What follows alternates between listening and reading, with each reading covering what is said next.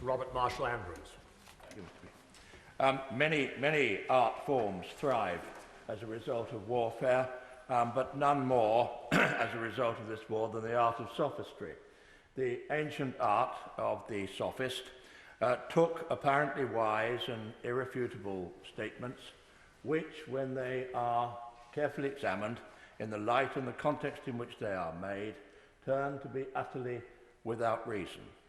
And there was no better example of that than the words that fell from the Prime Minister when he announced the setting up of this committee, when he said that the purpose of this committee was in order that we should learn mistakes and benefit from learning the mistakes that were made, and that they should not be made again. Apparently wise in itself, and in the context of what this committee must decide and what it must consider, utterly without meaning. The central issue of this committee must be whether this House, and through this House the British people, were misled and were deceived into support for an illegal war. That is the issue, the central issue. There are other tangential and peripheral issues which need to be considered. I also would like to know about the aftermath. I also would very much like to know about the role of Halliburton and other companies in the so-called reconstruction of Iraq. And I would like to know many of the things which have perplexed this House as to what happened since the war. But the central issue, for those who were here and voted or did not vote for this war and took that awesome responsibility, it was this House at the time deliberately misled into an illegal war. And in that essential question, there are two things which stand out above all, which must be discerned. The first centres on the so-called Downing Street Memorandum in July of 2002.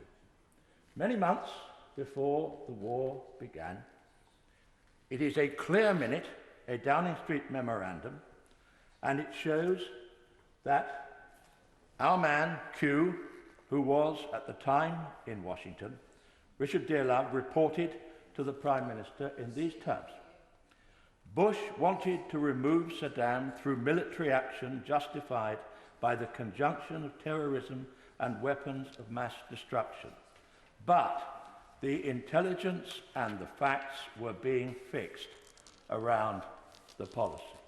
The clearest possible statement, which was echoed in this House, although he did not know of the minute, by at the time, Robin Cook, at the time that he made his resignation speech.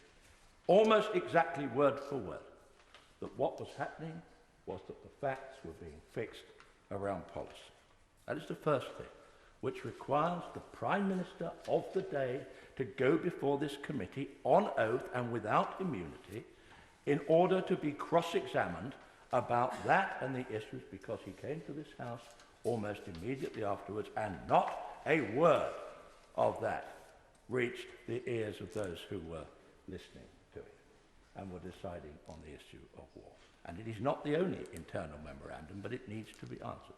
The second, of course, is the advice, the legal advice that was given to Cabinet, to this House and to the House. On the 7th of March, the Attorney General produced an opinion which has now, like drawing teeth, been made public. That opinion was hedged with doubt throughout as to whether this war was legal.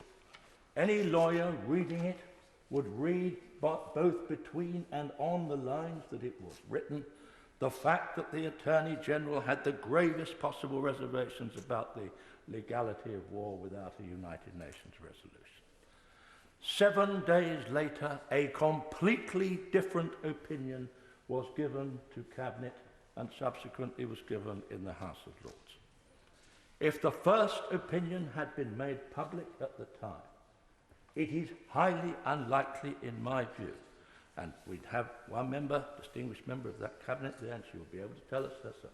It is highly unlikely that that Cabinet universally would have voted for war in those circumstances. That is the second matter.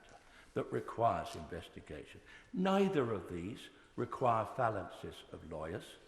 Neither of these affect national security in their investigation.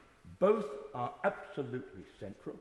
They can be dealt with without months of preparation, on oath and in public.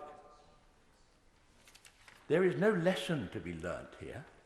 The lesson of whether or not to mislead this House is a lesson very quickly learnt, and the lesson and the answer is very simple. Do not mislead this House when you deal with the intelligence and the background of war. That is what we need to decide, not the lessons for tomorrow, but the facts of the past. And the mistakes that were made have already been visited, of course, by Lord Butler. The intelligence report in his committee, but of course he was constrained. And those who read the Butler reports can feel the frustration which comes out of those pages, that he was constrained in his brief by looking only at the intelligence and not the use that was made of that intelligence in the dossiers and the information that was given to this House. And the frustration that his committee obviously felt was manifest in what he said in the House of Lords, and from what I can see is an extraordinary departure from normal protocol, when he also said this must be in public and in order to deal with these issues. Of course, in a sense, he has no one but himself to blame, because the Butler report was written in Mandarin. Mandarin, a language in which Robin Butler is fluent, and indeed some of us have a passing knowledge, but is a foreign language, certainly to the Fourth Estate. And so, of course, the Butler report was taken as a vindication for what it most certainly was not, and that was the political reasons and the basis for war.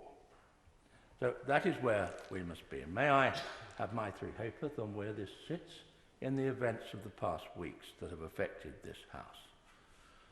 One of the problems which lies behind the expenses debate is not that it has thrown up serious matters, it undoubtedly has, which require investigation and answer, but it is also in itself been responsible for a wave of matters which are in themselves trivial. Bath plugs, paper clips, and the like. What has been the reason for that? One of the reasons, undoubtedly, is to portray this House in a Lilliputian light, to trivialize its very existence. That is it. And if we allow this to happen, we will deserve to be portrayed as a Lilliputian assembly, unable to control our own destinies. It is we who were misled, many of us believe, it is we who were misled in the preparation for the Iraq War. It was this House that was misled. My honourable friend, my good and honourable friend, shakes his head when I say that, but let us have an inquiry to find out. And then at least something which has passed between he and I will be laid to rest.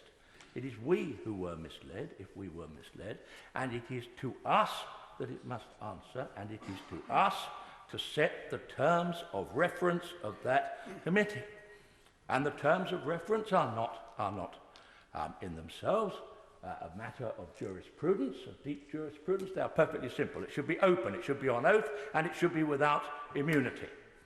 And what is more, those against whom criticism or indictment may be made must be warned of that fact and must be represented, yes, when they give evidence before that committee. None of that is difficult to understand. It was all enshrined in the committees that were set up under Salmon and the 1921 Act, which, as my honourable friend, the member for Cannock Chase pointed out, was the point at which we divested ourselves of that authority.